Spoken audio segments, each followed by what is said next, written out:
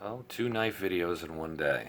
Earlier I showed you this first friction folder that I just finished making, which came out pretty good for a guy who doesn't make a lot of knives. And I figured while I was at it, I would show you something that I recently acquired. This is now the pride and joy of my collection. In 2016, I was lucky enough to meet a guy named Bill the Shivs. That's not his real name, but we'll use that for now. I was naive enough to think it was his real name until I figured out the joke, Build Shivs. Anyway, so he introduced me to a guy named Pat Havlin. And Pat is one of the last fellows in this country who is a real expert at classic Italian automatics. And so he introduced me to Pat, and Pat's a hell of a nice guy. And over this past year, I ended up getting together with Pat, and we came up with this. This is what I had him build me. And this beast is unbelievable. I told Pat I was interested in something a little bit unusual, so what we ended up going with was a 12-inch square button picklock.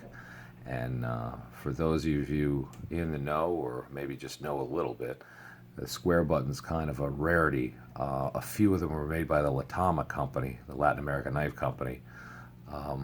Way back in the 50s and 60s, there weren't a lot of them done, and they're kind of the grail for collectors. So when guys have one made nowadays, it's still something special. It's a little bit more unusual. Your normal Italian has the button here instead of up here. And this one's also what they call a picklock, meaning it doesn't have a rotating bolster to unlock it. So this one is a 12-inch version. I figured it would just be a little bit different. I didn't want to go with the 11, which always feels a little bit too small in my hand. And a 13 is a little bit tough to carry. Luckily, I'm here in Florida. I can actually carry this if I want to, and I have a concealed weapons permit. But I wanted something that was still hefty like a 13, but a little bit more carryable, so I ended up going with a 12. And then we did something very unusual here. No laws are broken, so don't worry about it, but I made the handles for this myself. The handles are actually a sandwich of ivory and black water buffalo. And you can see the layers here. And I've had ivory knives before, and quite frankly, once you have one in your hand, you never want to go back. They have a particularly good feel to them. But it's not for everybody because selling them is just about impossible. You can only sell it in the same state that you have it in. You're not really supposed to take them across state lines. There's a lot of strange rules about the stuff, so people don't mess with it that much. This one's not the easiest thing to open, I will give you that. It's a lot of pressure. I opened that deliberately like that so I could keep it in view. But it does fire with one hell of a bang. And this one is the steel on that, if you want to take a look there. This is by a guy named Mike Norris, who makes Damascus stainless. It's not like Damasteel, which is made of a powdered material into patterns. This is actually made in the same way you would do normal Damascus steel, except this is actually stainless. This is called Hornet's Nest. It's really gorgeous stuff.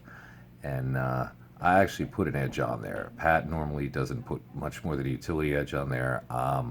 I actually put a 21-degree angle edge on there because I like to do more than just stick things with a knife. I actually use them for cutting and whatnot. But I was going to say, if you look here the way this works, in order to open it, you actually have to push this mechanism back, the locking tab here, and that's how you would lock it. So if we were going to fire this thing, let me see if we can get enough room here. Boom. And it really has a pretty authoritative snap to it. He also did the button and the safety in the same kind of Damascus. The guy is an absolute artisan. I mean, the thing just locks up like a fixed blade. I mean, there's no movement whatsoever. The fit and finish are beyond reproach. I mean, if you compare this to knives that you could pay, let's say $300-400 for, it just really blows them away. I mean, obviously something like this is not inexpensive. A knife like this is well over $1,000. But if you're a collector and you really want the best of the best, this is one of the guys. Let's see if you can see his name there on the blade. You can see they're very close. It's Havlin.